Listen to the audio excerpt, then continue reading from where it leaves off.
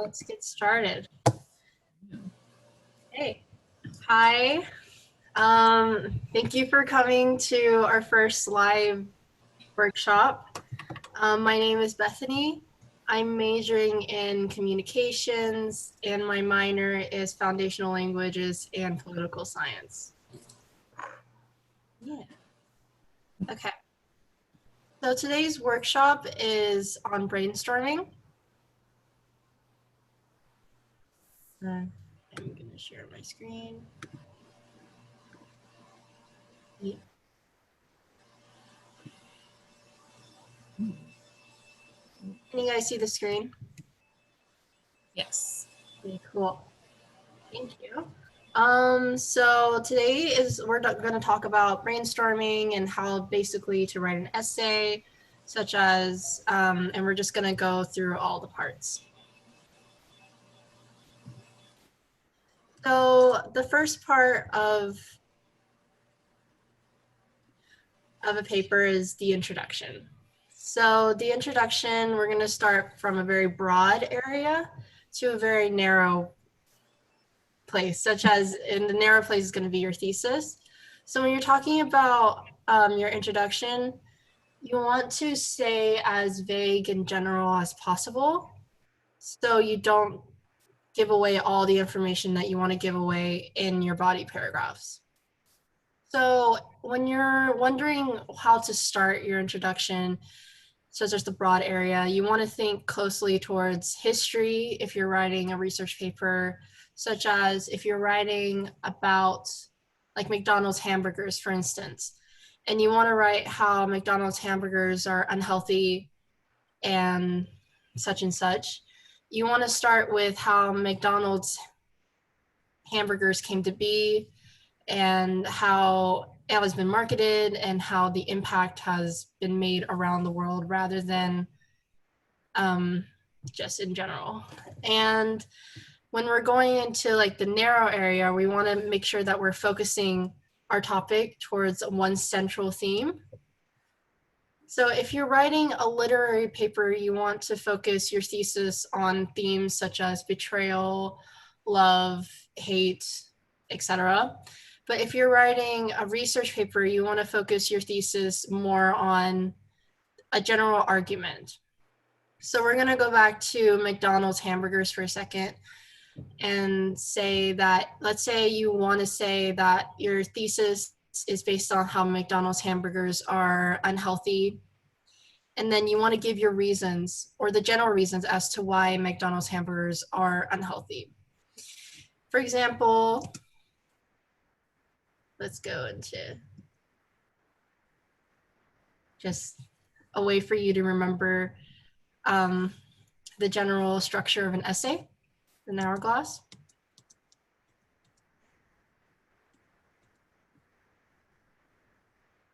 Oh yeah, I forgot to mention that if your paper is a little long, like if it's a research paper, you can have more than one introduction. Usually I've seen that it's 2 introductions and one could be focused on history and the other one could just be focused on the topic of your paper. And remember that everything in your introduction should be relevant to your thesis or relevant to the topic of your paper. Excited for a fridge. I know, it's here. Okay. So the thesis statement that we're going on is there's 3 different topics that we normally want to have in a thesis statement. Just generally is to have, so we can see that in your thesis statement where your body paragraphs are heading or like what's the general direction that you want to have. And this is the general structure that we want to follow in a thesis statement, just in no matter what paper that you're writing. You want to have 3 reasons as to why you're writing this paper, and then the general reason that leads from these 3 reasons. Did I lose anybody? You're free to ask any questions. So we're looking at this, the statement right here. So due to X, Y, Z. So X is your first body paragraph. Y is your second body paragraph, Z is your third body paragraph, just generally. And then it causes something to happen due to these three events. So let's say, let's take a literary example like Romeo and Juliet. Let's say you want to talk about how Romeo and Juliet illustrates how love is unpredictable. And that would be this part of your paper. But then you need to talk about how love is unpredictable in these 3 points. So X, you can say that love is unpredictable when Juliet meets Romeo at the ball. That could be point 1. And then point 2 could be love is unpredictable when Romeo murders Tybalt. And then point number 3, you can say that love is unpredictable and dangerous when Juliet murders herself, and that and that would lead to the general point that love is unpredictable. Okay, so we're going to move on to another example with the hamburgers, and this is going to be towards more of like a research paper based paper. So you're going to give me like 3 general reasons why in your thesis for X, Y, and Z, and then you want to have like a really solid like conclusion so we know that the direction of your paper. So let's say you want to write about how McDonald's hamburgers are bad for our health. Why? And then you want to give me 3 reasons, like it's cancerous, unclean, is detrimental to our mental health. And then what does these 3 reasons lead to? It's unhealthy in the long run. Okay, and this is just a sample thesis due to what we talked about in the previous slide. So this thesis says, since hamburgers are shown to be linked to cancer, X, prepared to unsanitized conditions, Y, it is detrimental to our mental health, Z. And then thus, these 3 points lead to hamburgers are an unhealthy option for us to consume. Of course, this is a more general example and not necessarily one that you would write, but you should have these 3 components or these 4 components in every single thesis that you write. Okay, so let's move on to our body paragraphs. So in a body paragraph, we want to have a topic sentence, and that topic sentence should always connect to our thesis statement. So our thesis statement is essentially our foundation. It should always be referred back to in the paper. The topic sentence dwells on one of the points that you make in your thesis, and it introduces the topic for the paragraph.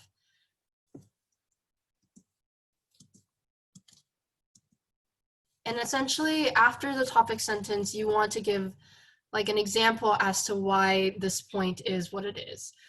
So in the next point, let's say if you're writing about, let's keep going with the hamburger story. The first point that we make is how it's unclean. And how is it unclean? Maybe there's a lot of chemicals that go into it, and that could be our first topic sentence. And then you can keep expanding on the unclean part by giving us quotes that we can use, statistics,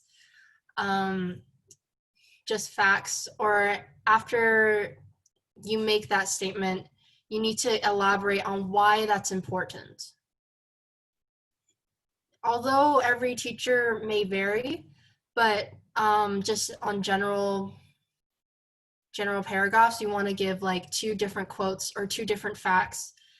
And following those 2 facts, you want to give like 2 sentences as to why, explaining further why it's important to know that this is a good reason. Right. This is a more generalized chart. So topic sentence, you have your quote. Why is this quote important? And give me at least 2 sentences. You don't want to make it too short, but you also don't want to make it too long. And I find that 2 is a very good number to keep in mind when you're writing like your body paragraphs. And adding another supporting detail within your body paragraph will make it stronger, because it proves that you not only are educated about this topic, but also that you can list more than one instance as to why you would think this reason is important. And of course, you want to have the concluding statement. Something about the concluding statements that I hear a lot is that it should lead into the next paragraph. And that's true, but sometimes when people deliberately try to like make sure that they mention the topic of the next paragraph, it can ruin the flow of your paper. And a way that you can approach concluding statements is by just sticking with the main topic and just refer back to the thesis or refer back to the topic sentence and just close it that way. I wouldn't mention the topic of the next paragraph. And you would do this essentially for every single one of your body paragraphs. You guys have any questions? No? Okay. Okay. Oh, sorry. So we're gonna go back to, or not go back, we're going next to our conclusion. Our conclusion is basically tying everything together.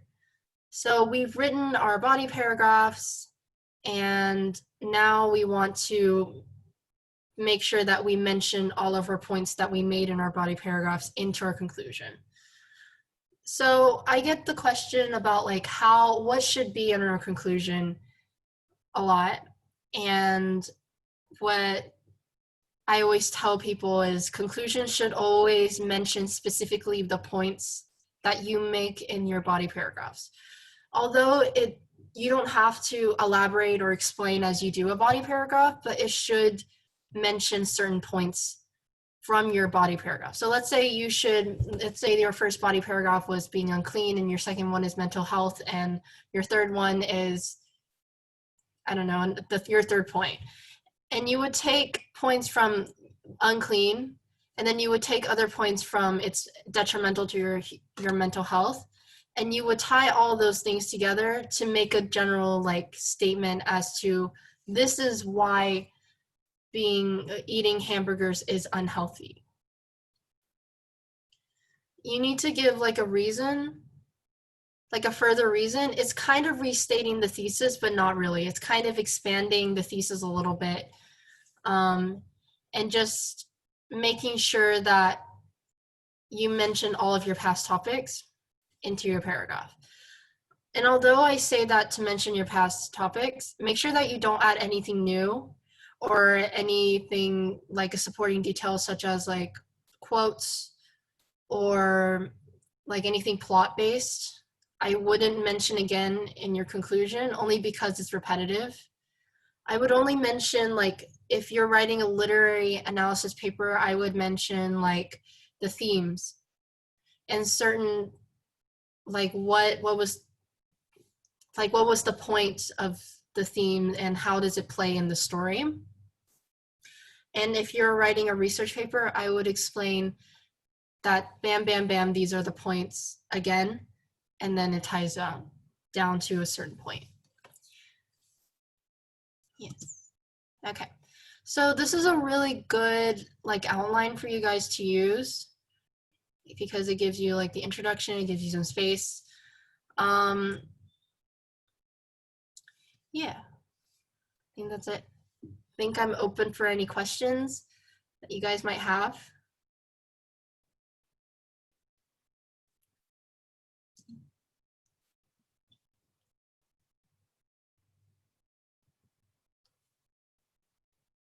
Yeah.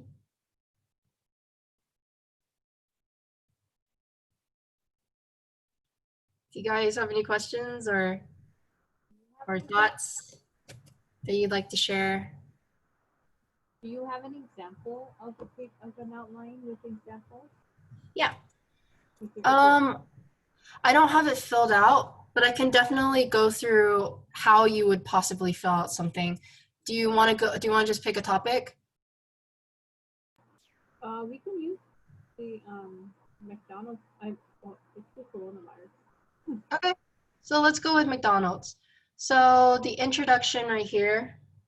Okay, so background, so I wrote right here, there's background info, there's key terms, and you set up the issue essentially.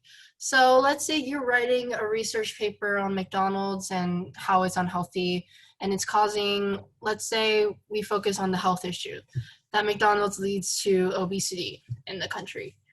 You can start off with some background info on fast food restaurants, just in general. And then talk about how McDonald's has been such a huge influence internationally and how it's also been a leading factor in unhealthy eating and fast food culture.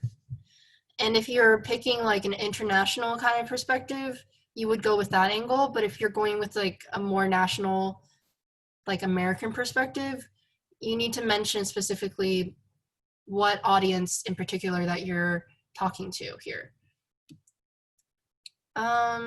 And then in your introduction, we'll follow the thesis statement. Your introduction should possibly be like 3 or 4 sentences. I would not talk about your history for an entire page, unless you're talking about like a deep research paper where you require 2 paragraphs.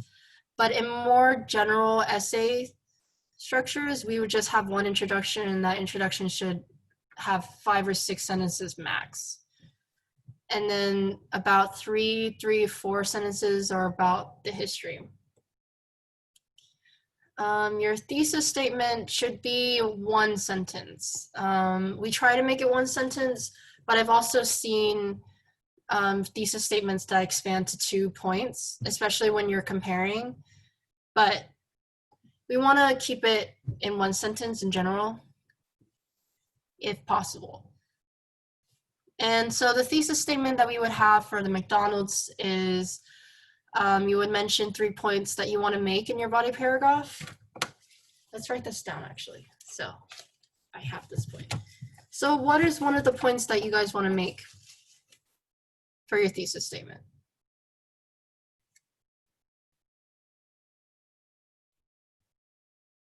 Anyone? Any takers? Okay. So the point. What was that first point in the example? An example? Yeah, the first in the thesis statement, or do we want to create our own thesis statement? Oh, that it's unclean, it's cancerous. Mental health. And mental health. Yeah, we can use those. It's unhealthy. So I wrote down our 3 points. So basically, do you guys have any questions on the beginning part of an introduction? No? Okay, so let's focus on the thesis statement because I think there's a lot of questions on that. So the thesis statement should mention 3 points. So there's unclean, it's cancerous, it's unclean, and mental health. So the way that we would approach this is that you would essentially list out your 3 reasons, and then you would give me what we should learn from your paper, or the argument that you wish to make in your paper. Okay, so this should be like the general structure, this should be the general structure of your thesis. And of course it doesn't have to be word for word like that, but it's just like, if you can't think of any other way to explain or start your thesis, this is a really good one to start with. Do we have any questions on thesis statements or just the introduction in general? I would like to, do you have like an empty slide so we can type it up? I would like to actually like do a hands-on screen. Yeah. And actually write it down. So the example that was right here was based on a book called like Common Sense. It's based on a political like theory, but since I did not fill this out for the hamburger option, I was more on the structure of it in general, this part, this page. So we can definitely fill it out. I would do that. I would like to do that. Yep. And do some hands on it. We can do that. Introduction. Introduction, you would have your history. So McDonald's is the leading fast food chain. Yeah, and then you would have your thesis. So McDonald's is unhealthy because it's unclean, it's cancerous, and promotes mental health. McDonald's burger. Mm-hmm. Or just McDonald's menu in general.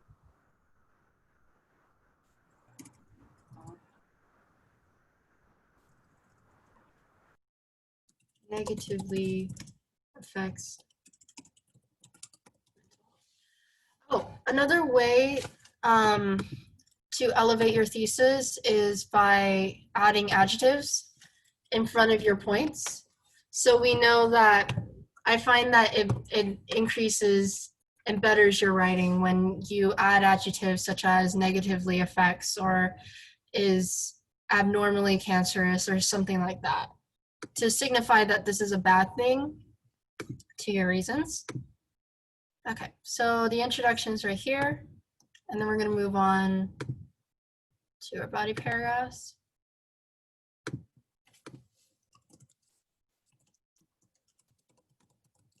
Okay,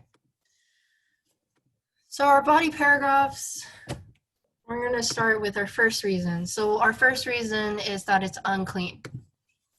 Okay. Okay. So what is one thing we want to say about McDonald's that's unclean?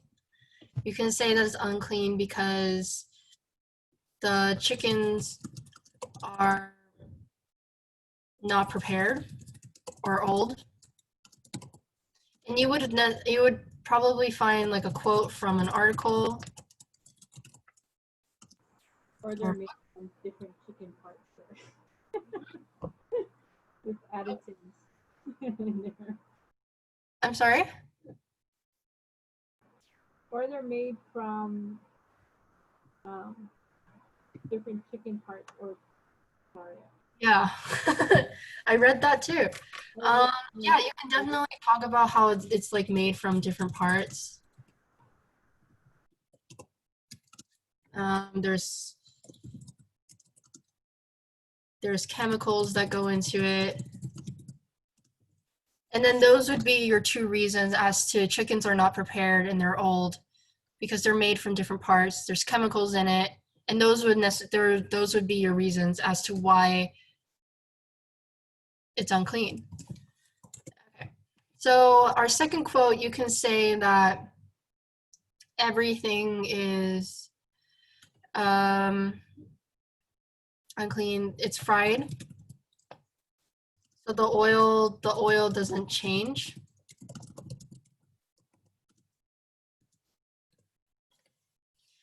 And you can say that they don't clean their tools. And you can say that the oil uses an unhealthy and cheap option to run. And then your concluding statement should be something along the lines of McDonald's eating is unhealthy because their chickens, their ingredients are not prepared in a clean manner. You see where I'm kind of generalizing these 2 points? So the concluding statement you can mention specifically, but I would leave it in a general statement since you already explained it up here. And then this would just be your first paragraph. So you have your main topic, you have your 2 reasons, and then you have your 2 explanations below your reasons, and then you have your concluding statement. And make sure that you get the research to back up your statement. I'm sorry, could you say that again? But make sure that you get the research to back up your statement. Yeah. Yeah, like how you have it in that parenthesis. Mm-hmm. So this could come in the form of a quote from an article or a book. It could come from a documentary that you watched. It can come from any sort of media, but in the end, you do need to cite it. You need to cite it well, it's English, so it's going to be MLA. But if it's English or history, it's going to be MLA. If it's from math or science, it's going to be APA. Yeah. Okay. You want to continue with the other body paragraphs? Or do you have any questions for me? Can we go back to your the outline? Mm-hmm. This one? Here. So we finished this part, Yeah. the body paragraph here. And you're going to do it for every single one of your points that you make in your thesis statement. Mm-hmm.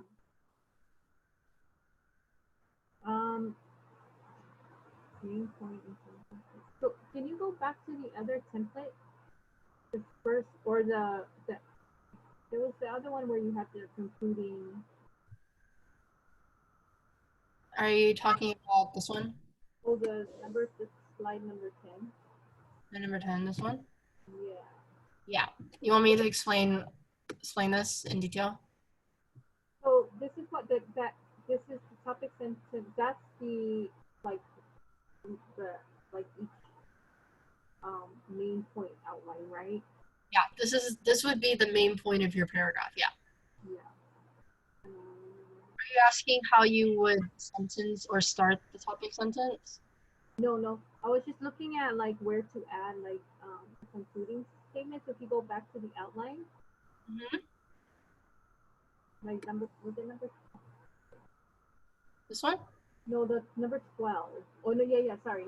Where's the one without the example? Right here. Yeah, that one. So it's main points, examples A, B, and C, and then concluding points. Yeah. So there's the body paragraph right here. Yeah. It gives you like a more extended way to say this. This is for longer papers.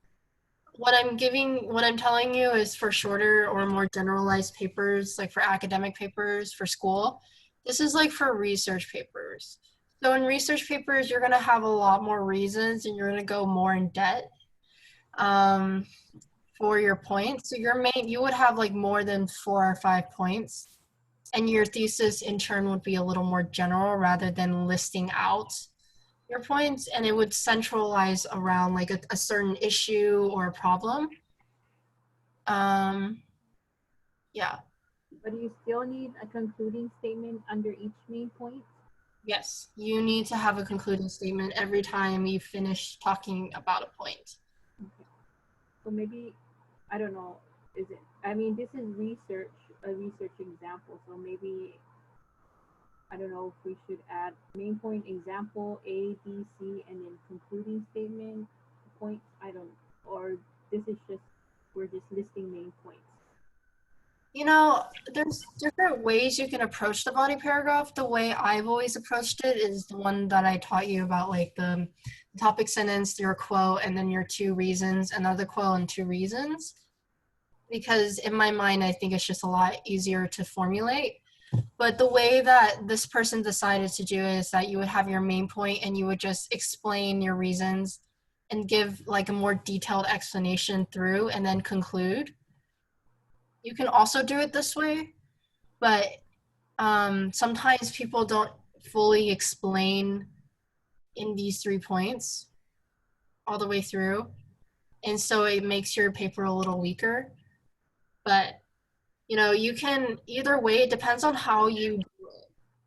So I'm not gonna say that you can't do this. I think this is a really fabulous way to do it.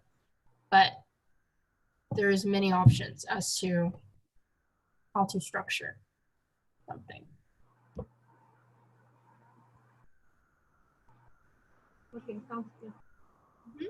Figuring out how to what format I'm gonna have my students do this in.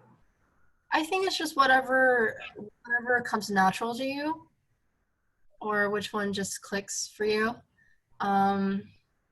If this is too confusing, you can always do the other one, and if that one's too confusing, you can always do this one. But yeah.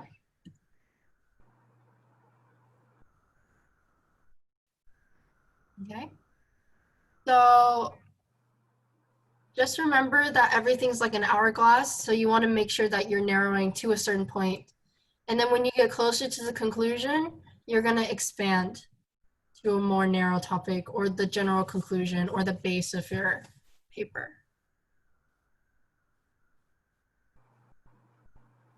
This is a great question. Does anyone else want to ask a question? Good? Okay. I'm good for now. We're going to skip common sense. And yeah. Feel free to ask me any questions for the time that we have left. And if not, thanks for coming. And I think we're done. Wait, Bethany, are we gonna do brainstorming? Are we doing brainstorming? Yeah. I thought this was brainstorming. Did I do the wrong one? Oh.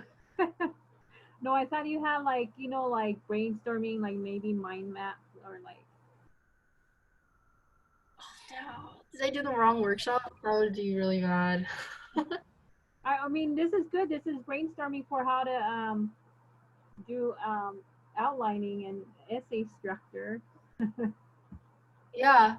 Unless this would wait, do you guys have a brainstorming one later?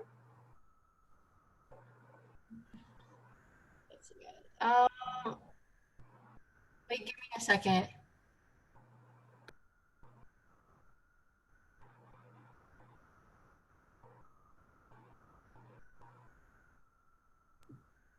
I thought, okay, so I'm in charge of the brainstorming one, but I'm pretty sure this is it. Oh, okay, but do you guys have a brainstorming one like a tutorial on just brainstorming? On just brainstorming? Yeah. I mean, we can talk about brainstorming. Okay. Like if you have a topic, like how to use brainstorm. Mm-hmm. Oh, sorry. Let me just delete that. Okay, let's just add a slide back here.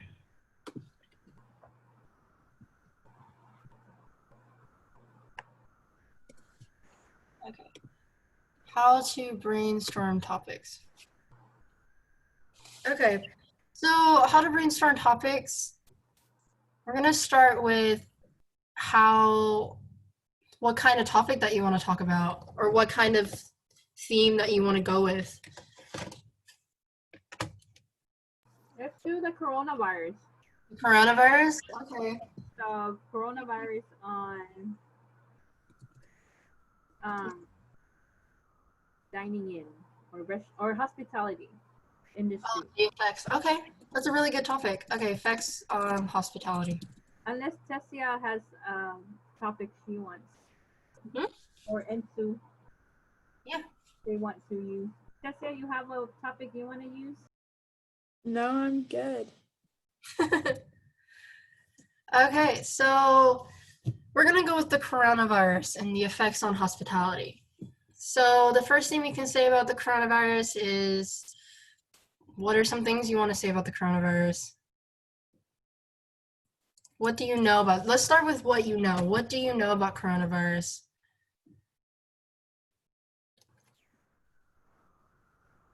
That it's a contagious. Contagious? Okay. What else? It's become a pandemic. Okay.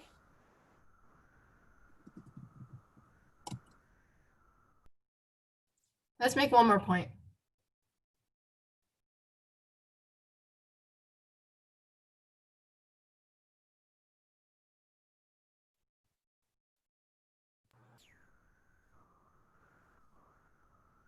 It's a state of emergency or shutdowns has. Let's say something about hospitality. We Or can coronavirus. talk about like quarantine, how everyone doesn't want to go out anymore. Yeah, shutdown. Yeah. Quarantine? Quarantine. Yeah. Okay, so these are really good ideas right here. And these all correlate to its effects on hospitality. So where did I come up with this idea? We should think about, first of all, my brain is hold on. We should think about, so we picked a topic, right? Just any topic. So when you're brainstorming, it could just literally be any topic that you want to do, as long as it fits your prompt. And you should always give me a reason as to why you would pick this prompt. So coronavirus, it affects on hospitality. And how does it affect on hospitality? It's contagious, it's a pandemic, and people are in quarantine and thus they don't want to go out.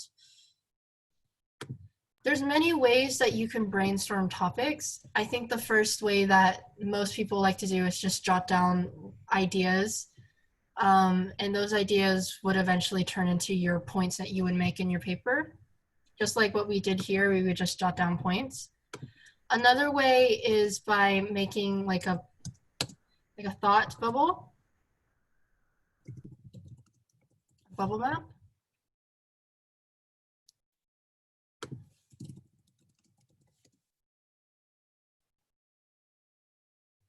Like this. I actually personally love this way because it keeps me focused on the main idea of the paper. So you have your main idea right here, your main topic right here, and these would be your different points. It doesn't necessarily have to be the points that you make in your thesis, but just like random spots ideas that lead to these points. Like these could be supporting details, it could be quotes, it could be anything that correlates to this main idea. And what I suggest is when you use like a bubble map or something like a chart, I would write reasons next to it. And I find that it's helpful to have reasons next to it. So when you look back on it, you're like, oh yeah, I thought this was important because of this, this, and this. And then it would make your essay writing a lot more easier to write. And all, yeah, great, great idea. I like the bubble map too. But also just to see what's out there and literature-wise, the library has some databases that they can use for background information. So there are some reference databases. I can send that to you guys. Yeah, I'd love to. Always Google and see, because Google has the the latest news, latest data on what's happening out there. So I mean, we can use that background information. Yeah, get some background information what's happening. Yeah, so on the topic of library databases, thank you so much for bringing that up. We have the Joseph Smith Library databases, and some databases in there that you can use that I personally love to use is, we can just go there.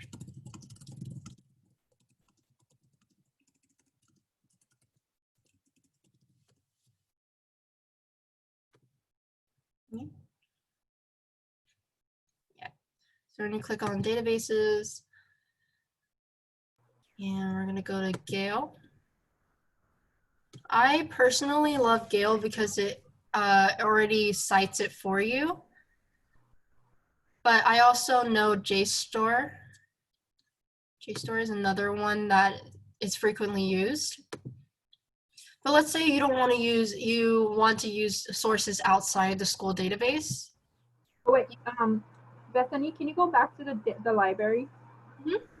So let me show you guys, especially for Tessia and Insu. So go back to the Smith Library. Just click on that Smith Library link.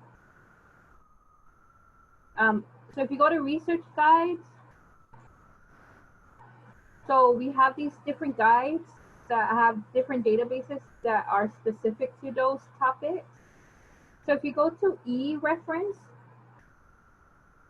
I'm gonna name this better.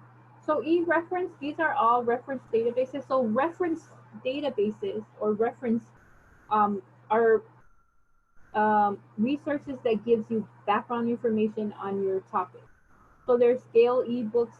So we're familiar with encyclopedias, right? Dictionaries. So these e-references are those type of sources. So if you go to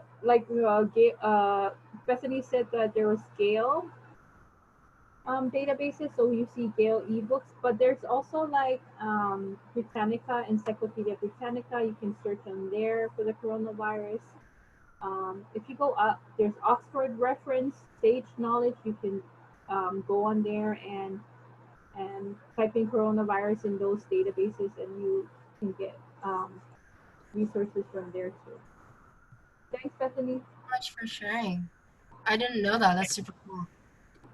Yeah, we need to name it give it a better name. But research guides. So for Tessia and Ensu, if you guys do need help with background information to start brainstorming your topic, we have these research guides, and in those guides we have databases that you can use for background. Yeah. Brainstorming. Pretty good. Thanks. I've also found that you can find inspiration from watching like videos. Let's say you need to write like the history of something. You can search like history, or you can watch a documentary on YouTube. Just make sure that you cite it correctly.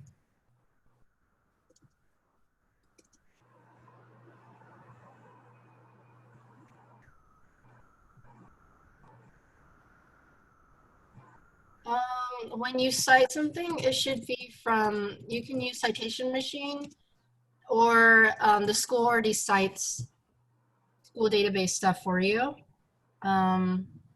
Just be wary of citation machines and EasyBib or sites that help you just cite your papers for you, because sometimes they don't pick up on information, and so just make sure that you enter in some information that you need so you don't get points counted off for that. Yeah, all good things. So brainstorming, I would say just jot down ideas like we did right here. Bubble maps are a good one. Charts are great. The charts are basically like, you would have your main topic, and then you would have like your reasons on your left side and topics on your right side, depending on how you want to do it. Library databases, thank you so much for sharing the resource pages that we have. I did not know that, so it's nice to know. And it has for almost every single topic for every single major. Yeah, search history on a documentary. Be wary of websites that end in .com, because not those websites aren't necessarily like all like accurate information, because sometimes it's like freelance. People can just go in and change information in those websites that end in .com. I would search for websites that end in .org, .edu, .gov. You can, Bethany, Yes? I mean, even .org or .edu, anybody can create and just put that, that, you know, the back part of it. Just make sure you check on the authority of it. Just make sure it's an authoritative sources. So always check their about page and who they are and what they're about. What type of source, or just check who they are and what their mission and what their purpose is.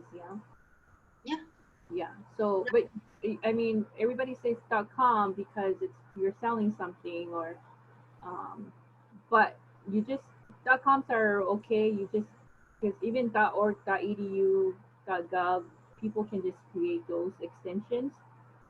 But just make sure you check on the authority of those sources. Mhm. So for the coronavirus, like you would use a place, maybe the WHO, right? Like the World Health Organization, or the Center for Disease, the CDC, because they're the authority on these types of issues, or on the virus. Exactly. That's really good. I was going to say that EDU and Gov are generally, Gov is actually monitored because it's from the government. Not just anyone can write it, but org and EDU, there are certain websites that have like that people can go in and fix, but it's usually not the case that it's freelance as much as Wikipedia or Britannica. And it's usually double checked by experts in the field. Yeah. Okay, so I wrote down here that you can use studies from a PDF file of a book, of a version of a book. You do need to cite that as well. Just cite everything that you use outside of your paper, and then you should be fine. Do you guys have any questions on brainstorming or essay writing or the likes? No? Oh, just one more thing. I put in the chat that we do have reference for to cite, to help you cite. The library does subscribe to it, or the school does subscribe to it, versus I mean, you can use citation machine, but reference is free for us, the students. So if Ensu and Tessia need another option, we do have that. All right. Cool. All right, and that's it for me. I really don't have anything else to share. Thank you so much for coming to this workshop. Yeah. That's it. Thank you. Okay. Thanks. Good job. I hope this helped. Yeah, I joined this so I can I'm preparing for fall, and so I can see what my students need for an essay. Thank you so much for all of your input. I learned so much about online databases today. Yeah. Yeah, so yeah, I think Janae knows we're gonna work together with you guys to help students when they need sources, or they need better sources than the ones they find. So we started that winter semester. So yeah, but yeah, good job on the presentation. Thank you. All right. I think I'm gonna end this meeting. All right. Bye.